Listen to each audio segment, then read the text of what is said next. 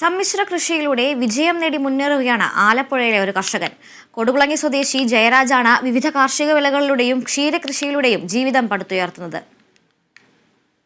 പുലർച്ചെ പശുഫാമിലെ പ്രവർത്തനത്തോടെയാണ് ജയരാജിന്റെ ഒരു ദിവസം ആരംഭിക്കുന്നത്. രാവിലെ പശുക്കളെ കുളിപ്പിച്ചതിനു ശേഷം പാൽ കറന്നെടുത്ത് വിവിധ വീടുകളിലേക്ക് കൊടുക്കും. 65 ലിറ്റർ പാലാണ് ദിവസവും ജയരാജ് വീടുകളിൽ കൊടുക്കുന്നത്. അതിനുശേഷമാണ് കൃഷിയിടത്തിലേക്ക് ഇറങ്ങുക. 2 ഇടങ്ങളിലായി 4 ഏക്കറോളം കൃഷിയിടമുണ്ട് ജയരാജിന്. അവിടെ ഏത്തവാഴ, കാച്ചിൽ, ചേന, ചേമ്പ് തുടങ്ങി വിവിധയിനം കാർഷിക വിളകൾ കൃഷി ചെയ്തിരിക്കുന്നു.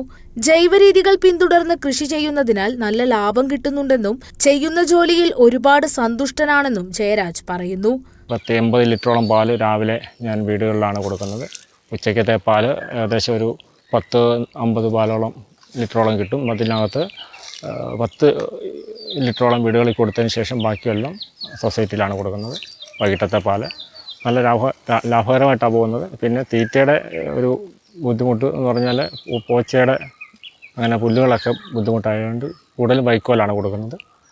Vegetable and fruit promotion council കേരളയുടെ ആല, ചെറിയനാട് പഞ്ചായത്തുകളിലെ വിപണികളിൽ ഏറ്റവും കൂടുതൽ കാർഷിക ഉൽപ്പന്നങ്ങൾ കൊടുക്കുന്നതും ഈ കർഷകനാണ്. വിവിധ സന്നദ്ധ സേവന സംഘടനകളുടെ മികച്ച കർഷകനുള്ള അവാർഡും ജയരാജ് നേടിയിട്ടുണ്ട്.